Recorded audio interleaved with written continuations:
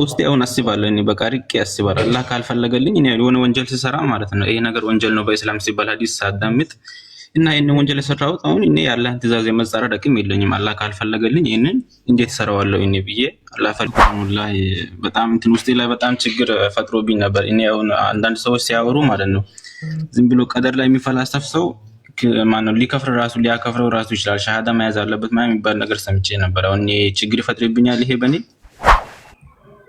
አዎ ኸይረ ማን ነው ስምሽ ያልሽኝ? ህይወት ህይወት። እሺ የምትወጂው የእስልምና ስም አለ ማለቴ ሙስሊሞች የሚያወጡት? እናንተ አውጡልኝ። ኸይረ በቃ የሴቶች ሀያት ነው ሀያት ነው ሀያት ህይወት ሀያት በቃ ምርጥ ሀያት አላህ እንዲያኖራት ያሰለ ኸይረ። እሺ በቃ ሀያት ማሻአላህ። እሺ ሀያት ሆነሻል። በቃ አስተምሪያ ሰላት በቃ እንትን ማለት ትቻለሽ። እሺ ኢንሻአላህ ኢምራን ምንድን ነው የምልክልኝ? እሺ ሬድዋንዬ፣ ስለዚህ በአጭሩ ምን መሰለ አላህ በቁርአን ጀዛኩላሁ ኸይረን ያ አኺ ወያቂ።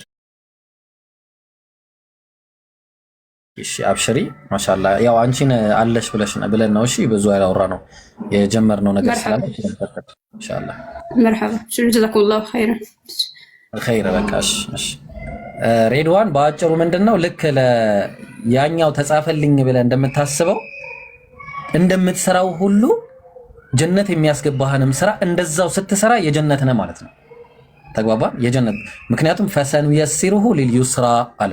እሺ እንደዛኛው ደግሞ አልሰራም ብለህ መጥፎ ስራን የምትሰራ ከሆነ ፈሰኑ የሲሩሁ ሊልዑስራ ለዛኛው መንገድ የተገራህ ነህ ማለት ነው። ስለዚህ ስራ ይፈልጋል።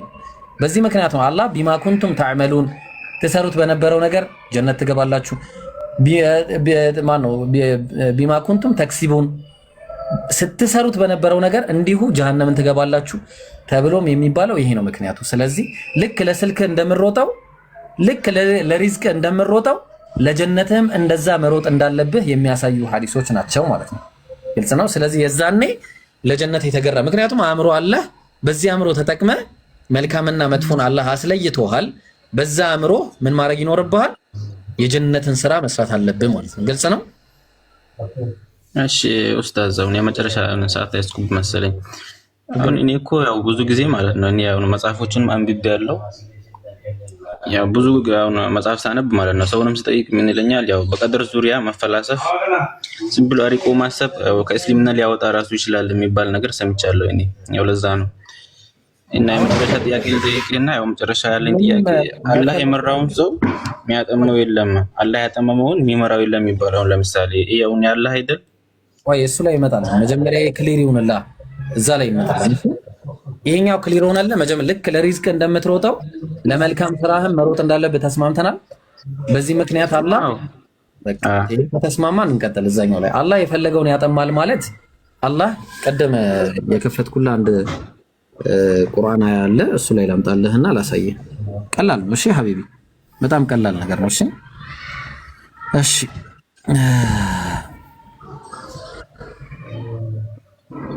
አላህ የፈለገውን ያጠማል ሲባል ለምሳሌ የሚጠሙት እነማን ናቸው? እንያቸው። እሺ ለመጥመም የፈለጉ ሰዎች ናቸው። መጀመሪያ ቅድም እንደነገርኩ የተመራ ለራሱ ነው የጠመመም ለራሱ ነው የሚለውን ካየን ታዲያ ማንን ነው አላህ የሚያጠመው? ይኸው ሱረቱ ሰፍ ምዕራፍ 60 ቁጥር 5 ላይ ወኢዝ ቃለ ሙሳ ሊቀውሚሂ ለህዝቦቹ ባለ ጊዜ ሙሳ አንዴ ሚውት አድርገው። ሙሳ ለህዝቦቹ ባለ ጊዜ ምን አለ? ያ ቀውሚ እናንተ ህዝቦቼ ሆይ ሊመ ቱእዙነኒ ለምን አዛ ታደርጉኛላችሁ? ወቀድ ተዕለሙነ አኒ ረሱሉላሂ ኢለይኩም እናንተ የምታውቁ ስትሆን እኔ የአላህ መልእክተኛ እንደሆንኩኝ። ፈለማ ዛጉ አሁን መጀመሪያ ማን ነው የጠመመው ነው? አየው ፈለማ ዛጉ ከእውነትም በተዘነበሉ ጊዜ የዚያን ጊዜ አዛገላሁ ቁሉበሁም ልቦቻቸውን አላህ አዘነበለባቸው። መዘንበል ፈለጉ ዘነበሉ ማለት ነው። ተግባባን? ወላሁ ምክንያቱም አላህ ላ የህዲ አይመራም አልቀውም ህዝቦችን አልፋሲቂን አመፀኛ ህዝቦችን አይመራቸውም። ካመዝክ ማመጽ ፈልጋለሁ ካልክ አምጽ ይላል፣ አመፀኛ ትሆናለህ ማለት ነው። አየ አመፀኛ ከሆንክ አምፅ ይላል ታምጻለህ ማለት ነው። በተመሳሳይ አላህ ምን አለ ሱረቱል ኢምራን ምዕራፍ 3 ቁጥር 82 ላይ ከይፈ የህዲላሁ አላህ እንዴት ይመራቸዋል መጥመም የፈለጉ ማለት ነው ቀውመን ከፈሩ የካዱ ሰዎች ከምን በኋላ ባዕደ ኢማንህም ካመኑ በኋላ ወሸሂዱ የመሰከሩም አነ ረሱል ሐቅ እውነተኛ እንደሆነ መልእክተኛው ማለት ነው የመሰከሩ ከዛ በኋላ ወጃአሁሙል በይናት ግልጽ የሆኑ ማስረጃዎችን በመጡላቸው ጊዜ ታዲያ ይህንን እምቢ ካሉና ከካዱ ወላሁ አላህ ላ የህዲ አይመራም እነማንን አልቀውመ ዛሊሚን እነዛ በዳይ የሆኑ ህዝቦችን አይመራቸውም ማለት ነው። አየው አይመራቸውም። ስለዚህ አላህ ያጠማል ማለት ቢማዕና ምንድነው? አላህ ምን አያረጋቸውም? ሂዳያን አይሰጣቸውም። ለምን? መጥመም እፈልጋለሁ ስላሉ ራሳቸው። ግን አላህ መጥመምን ሳይሆን መመራትን እፈልጋለሁ ለሚሉ ደግሞ እንዴት እንደሚመራቸው ላሳየ። እሺ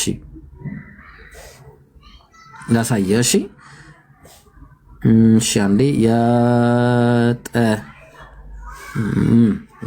ላሳየ መመራት የሚፈልጉትን እንዴት እንደሚመራቸው ላሳየ። እሺ ላሳየ እዚህ ጋር ለምሳሌ ጠማማዎቹ ነኝ ሱረቱ ለኢብራሂም ምዕራፍ 10 ቁጥር 27 ላይ ወዩድሉ ላሁ ዛሊሚን እነዛ በዳይ የሆኑ ህዝቦችን አላህ ያጠማቸዋል። እንዴት እንመጣለን። ሱረቱል ጋፊር ምዕራፍ 40 ቁጥር 74 ላይ ዩድሉ ላሁል ካፊሪን እነዛ ከሃዲያን ነው የሚያጠማው ከዛሊከ ዩድሉ ላሁል ካፊሪን። በተመሳሳይ ሱረቱል በቀራ ምዕራፍ 2 ቁጥር 26 ላይ ወማ ዩድሉ ቢሂ ኢላል ፋሲቂን ጠማማዎች እንጂ ማን ነው እነዚህ ፋሲቅ አመፀኞች እንጂ አይጠሙም አለ። ለምን እንመልከተው። ሱረቱል ማኢዳ ምዕራፍ 5 ቁጥር 16 ላይ ያህዲላሁ መን ተበዐ ሪድዋነሁ ሱቡለ ሰላም አላህ ይመራቸዋል እነማንን መን ተበዐ ሪድዋነሁ ሱቡለ ሰላም የአላህን መንገድ የአላህን ቀጥተኛ ጎዳና የፈለጉ ሰዎችን እነዛን ይመራቸዋል። ወዩኽሪጁሁም ያወጣቸዋል ሚነ ዙሉማቲ ኢለ ኑር ከጨለማዎችም ወደ ብርሃን ይመራቸዋል። በምን ቢኢዝኒሂ በሱ ፍቃድ ወየህዲሂም ኢላ ሲራጢን ሙስተቂም ወደ ቀጥተኛውም ጎዳና ይመራቸዋል። እነማን መመራት የፈለጉትን ማለት ነው። እሺ በተመሳሳይ የት ገባው? ኦኬ ስለዚህ በአጭሩ እነዚህ ሰዎች ምን አሉ? ይመራሉ ማለት ነው። እሺ ሱረቱ ኒሳ ምዕራፍ 4 ቁጥር 26 ላይ ዩሪዱላሁ ሊዩበይነ ለኩም አላህ ለእናንተ ግልጽ ሊያደርግላችሁ ይፈልጋል። ወየህዲኩም ሱነነ ለዚነ ሚን ቀብሊኩም ከእናንተ በፊት ያለፉትንም መንገድ ሊመራችሁ ይፈልጋል። ወየቱበ ዐለይኩም እናንተንም ሊመራችሁ ይፈልጋል። ወላሁ ዐሊሙን ሐኪም እያለ ይናገራል ማለት ነው። በአጭሩ ይሄንን ይመስላል። ስለዚህ መጥመም የፈለገን አዎ ያጠመዋል መጥመም። ስለዚህ አላህ የፈለገውን ያጠማል የፈለገውን ይመራል ማለት ወደሱ መምጣት የፈለጉትን ሂዳያን ይሰጣቸዋል፣ አልፈልግም ያሉትን ደግሞ ሂዳያን አይሰጣቸውም ማለት ነው። እሺ ይሄን ይመስላል ማለት ነው። በአጭሩ ግልጽ ነው። እሺ አሁን ኡስታዝ አሁን የሚጠሙ ሰዎች እና የሚሰልሙ ሰዎች ማለት ነው ሙስሊሞች አሁን ለምሳሌ መጀመሪያ አላህ ሳያቅና አሁን እነሱ ማለት ያው ክርስቲያን ለምሳሌ ክርስቲያንና ሙስሊም አለ። ክርስቲያን የሆኑ ሰዎች ክርስቲያን ከመሆናቸው በፊት አሁን ሙስሊም ነበሩ እነሱ እና አሁን ለምሳሌ ቤተሰብ እነሱን ክርስቲያን ሲያረጋቸው አላህ አሁን አልፈለገም እነሱ ክርስቲያን እንዲሆኑ በራሳቸው ፍላጎት የአላህን ፍላጎት ተጻረው ነው ክርስቲያን የሆኑ ጥቅም አላቸው የመጻረር ለነሱ። አሪፍ ጥያቄ። እነሱ ቤተሰባቸው ምን አረጋቸው? እንትና አስጠመቃቸው ክርስቲያን። ትክክል። ግን አላህ Subhanahu Wa Ta'ala መጨረሻ ላይ ደግሞ ልክ ማገናዘብ ሲጀምሩ ፊጥራ የሚባል ነገር አለ። ፊጥራ ታውቃለህ? ፊጥራ ማለት አላህ በሰዎች አእምሮ ላይ ያስቀመጠው ነገር ፊጥራ። ምክንያቱም አላህ አስመስክሯቸዋል የሰው ልጆች ሁሉ መጀመሪያ ማለት ነው። ምንድነው ያስመሰከረላቸው? እኔ አምላካችሁ ጌታችሁ ነኝ ብሎ ማለት ነው። ያ ጌታቸውን ደግሞ በትክክልም አንድ እንደሆነ ያውቃሉ። ይሄ የፊጥራ ሃይማኖት ይባላል። ከዛ ደግሞ አላህ ልዩ የሚያደርገው እንትኑ ማለት ነው መልእክተኛ እስካልመጣለ ድረስ አይቀጣም። ለምሳሌ ምን ይላል አላህ በቁርአን ላይ ሲናገር ሱረቱል ኢስራ ምዕራፍ 17 ቁጥር 15 ላይ ምን እያለ ይናገራል መሰለ ወማ ኩና ሙዐዚቢነ ሐታ ነብዐሰ ረሱላ እኔ መልእክተኛን እስካላኩኝ ድረስ አልቀጣም ማለት። ስለዚህ መልእክተኛ አልተላከልኝም እንዳይሉ ደግሞ መልእክተኛ ልኮላቸው ነበር። ይሄው ዛሬ ለምሳሌ እኔ ኢምራን፣ ማሂር፣ አሚር፣ እነ ጀማል፣ እነ ዛኪር እና አነስ እዚህ ጋር ቁጭ ብለን ምን እያደረግን ነው? መልእክትን እየሰጠን ነው ለሰዎች። ኑ አንድ አምላክን በብቸኝነት ተገዙ፣ ጣዖትን ራቁ እያለን ነው። ይሄ መልእክት የደረሰው በአጠቃላይ ምን ይሆናል? ይጠየቃል። ግን ደግሞ ኢህቲላም ያልደረሰ ወይ ደግሞ ህፃናቶች ሆነው ቢጠመቁና ቢሞቱ ራሱ አላህ አይቀጣቸውም። አልহামዱሊላህ ይሄ አላህ ምንድነው? ፍትህ ነው። ተግባባን? ፍትህ ነው። ያልደረሱ ሰዎች እንዳውም ምንድነው የሚለው ሐዲስ አንድ ሐዲስ እንትን ልበልልህና ኢምራን ይቀጥላል ማለት ነው ኢንሻአላህ። አንድ ሐዲስ እሺ፣ አንድ ጊዜ ላሳይህና እቺን ሐዲስ ከዛ ይቀጥላል ወንድሞች ኢንሻአላህ። አልহামዱሊላህ ይኸውልህ ሱነን አቢ ዳውድ 4403 ላይ ሩፊዐል ቀለሙ ቀለም ከነሱ ላይ ተነስቷል ማለትም በቃ እነዚህ ምንም አይጠየቁም። عن ثلاث ከሶስት ሰዎች عن النائم حتى يستيقظ የተኛ እስከሚነቃ ድረስ ምክንያቱም አያውቅማ የሚለውን ነገር አያውቅም። وعن الصبي حتى يحتلم ህፃናት ደግሞ احتلام እስከሚሆኑ ለአቅመ አዳም ለአቅመ ሔዋን እስከሚደርሱና እስከሚያገናዝቡ وعن المجنون حتى يعقل እብድ ደግሞ ማገናዘብ እስከሚጀምር ድረስ ምን አይሆንም አይጠየቅም ማለት ነው። በአጠቃላይ ይሄንን ይመስላል። ኢንሻአላህ ሌሎቹ ደግሞ ይጨምሩልኝ ኢንሻአላህ። በጣም ሹክራን ወላሂ በጣም እንትን ውስጤ ላይ በጣም ችግር ፈጥሮብኝ ነበር። እኔ አሁን አንዳንድ ሰዎች ሲያወሩ ማለት ነው ዝም ብሎ ቀደር ላይ የሚፈላሰፍ ሰው ማነው ሊያከፍረው ራሱ ይችላል ሸሃዳ መያዝ አለበት ማለት የሚባል ነገር ሰምቼ ነበር። አሁን እኔ ችግር ይፈጥርብኛል ይሄ በኔ ግልጽ ሆነልህ መጀመሪያ ይረበሻል። እኔ ግልጽ ሆነልህ ያው ባንዴ ምንልኛ አይመስለኝም ይቻላል። ሌላም ጊዜ ጨማምር ይገባሉ እናንተ ጋር ፍቅር የለም። ይኸው ጥያቄ በአንተ አልተጀመረም ሐቢብ። ጥያቄ ጠይቅ። እስልምና የማይጠይቅ ከሆነ ነው ችግሩ። ምክንያቱም ጥያቄ ካለብህ መጠየቅ ግዴታ ነው። እሺ ብዙ ጊዜ በውስጤ አሁን አስባለሁ እኔ በቃ ርቄ አስባለሁ አላህ ካልፈለገልኝ እኔ የሆነ ወንጀል ስሰራ ማለት ነው ይሄ ነገር ወንጀል ነው በእስላም ሲባል ሐዲስ ሳዳምጥ እና ይሄንን ወንጀል የሰራሁት አሁን እኔ የአላህን ትእዛዝ የመጻረር አቅም የለኝም። አላህ ካልፈለገልኝ ይሄንን እንዴት እሰራዋለሁ እኔ ብዬ አላህ ፈልጎልኝ ነው የሰራሁት የሚል ነገር በውስጤ ይመጣብኛል። አንዳንዴ ደግሞ ሐዲስ ሲሰማ ይሄ ነገር ያው ከአላህ ጋር ያጋጫል። በቀደር ዙሪያ ጠለቅ ብሎ መፈላሰፍ ከእስልምናም ሊያወጣ ይችላል ምናምን ይላሉ አንዳንድ ኡስታዞች ማለት ነው። አይ ጠለቅ ብሎ መፈላሰፍ አይደለም መጠየቅ ችግር የለውም። ግልጽ እስከሚሆንልህ ድረስ ጠይቅ። እሺ አብሽር። ግልጽ እስከማሁን ቀደም እኮ ነገርኩ በአጭሩ አጭር ነገር ነግሬህ ነበረ። በቃ ስራ ስትሰራ አመል እንትናን አስገቡት። እሺ ጄክ መግባት ፈልጓል አስገቡት። ስራን ስትሰራ ምን ይሆናል? ያ የሰራኸው ነገር ሊያንተ ፍሪ ነው በቃ ስራው። ስለዚህ ወንጀል መስራት የሚባል ነገር አለ። እኔ ወንጀል ስሰራ አላህ ለእናንተ ክህደትን አይፈልግም ብሏል። ያንን ወንጀል እንደምሰራ ግን አላህ ያውቀዋል። አዎ ጽፎታል ያንን ወንጀል እንደምሰራ። ግን ምንድነው ወዲያውኑ ደግሞ ያንን ወንጀል ከሰራው በኋላ አላህ ማበሻን አስቀምጦልኛል። ምንድነው እሱ? መልካም ስራን አስከትሉ ብሎ ማለት ነው። በዚህ ምክንያት አላህ ይምራችኋል ብሏል። ግን ባለፈ ነገር ደግሞ በቀደር ማመካኘት አይቻልም። ምንድነው የምታረገው?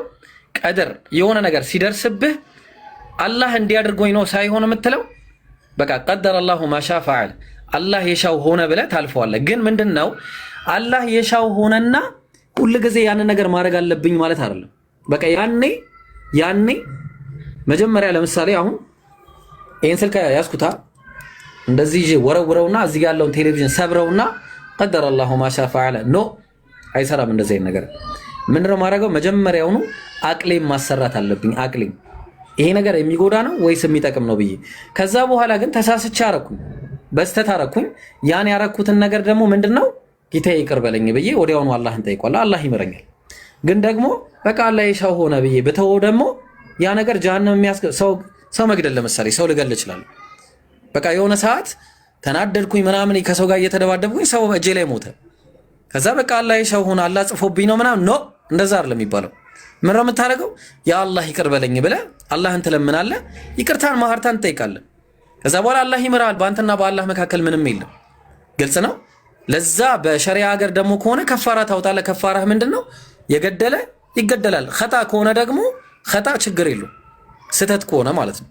ተግባባን። ኸጣ ስህተት ከሆነ በስህተት ለምሳሌ መኪና እየነዳ ሊሆን ይችላል፣ እሱ ገባብህ፣ ሞተ ሰውየው፣ ይሄ ስህተት ነው። አንተ ሳትሆን የገደልከው እሱ ነው። ስለዚህ ሁክሙ ራሱ ሸሪያ ፍርድ ቤቱ ራሱ የሚፈርደው ሁኔታ አለ።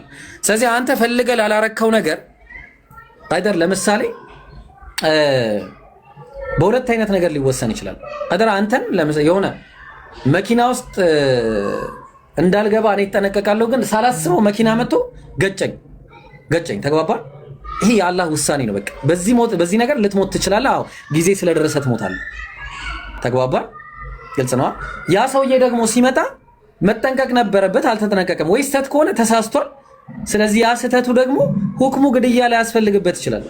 አላህን ይቅር በለኝ ሊል ይችላል። አዎ ትክክል፣ ተሳስቶ ነው። ምክንያቱም ነብዩ ምን አሉ አለይሂ ሰላቱ ወሰላም ኩሉ በኒ አደም ኸጣ፣ ሁሉም የአደም ልጅ ተሳሳች ነው። ወኸይሩል ኸጣኢና ተዋቡ፣ እነዛ ደግሞ የተሳሳቾች መልካም የሚባሉት ደግሞ አላህን ፈርተው ወደሱ የሚመለሱ ናቸው ይላል። ስለዚህ ይሄንን ይመስላል። ግልጽ ነው። አሁንስ ካልሆነ እንግዲህ ወንድሞች እንትን ይበሉ፣ አለዛ ደግሞ ሌላ ጊዜ እንቀጥላለን ኢንሻአላህ። በጣም ያው ውስጥ የተረብሾ ነበር፣ ያው እየለቀቀኝ ነው። ዛሬ ሌላም ቦታ የምሄድበት ስላለ መንገድ ሊሄድ ነው። ሌላ ጊዜ እመጣለሁ። ሹክራን። አብሽር ኢንሻአላህ። እሺ ጠይቅ ኢብሮዬ፣ ሰው ቆየሁ ትንሽ። ሰላም አለይኩም። ወአለይኩም ሰላም። ኧረ እኔ ደከመኝ ሌላ ሰው